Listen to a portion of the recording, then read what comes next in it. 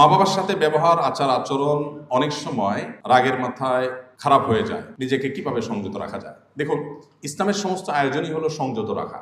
সমস্ত আয়োজনই হলো সংযত রাখা। আল্লাহ কোরআনে বলেছে, ওয়াল কাযিমিনাল গাইজ, যারা রাগকে সংবরণ করে তাদেরকে আল্লাহ তাআলা মুত্তাকিদের কাতারে শামিল করেছেন। তাদের জন্য আল্লাহ তাআলা অনেক পুরস্কারের কথা বলেছেন। আল্লাহ বলেছেন, ইন্নামা ইয়াওয়াফাস সাবিরুনা আজরাহুম বিগাইরি হিসাব। যারা ধৈর্য ধারণ করতে পারবে, মেজাজটা অনেক গরম হয়ে গেছে, তারপরে সে সবর করতে পারছে, আল্লাহ তাআলা বলেছেন ব্ল্যাঙ্ক চেক দিয়ে তাকে বিনিময় দেওয়া হবে। ইয়াওয়াফা আজরাহুম বিগাইরি হিসাব, হিসাব ছাড়া দেওয়া হবে কিয়ামতের ময়দানে।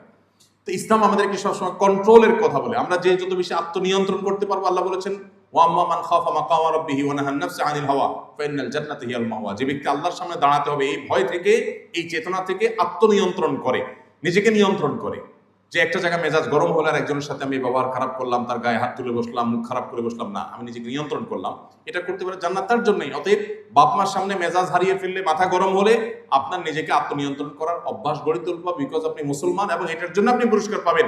আর মেজাজ হারিয়ে কিছু করে ফেলেছেন, তাহলে আপনি আপনার পুরস্কার হারিয়ে ফেলেছেন। এই এক্সারসাইজে আমাদেরকে এগিয়ে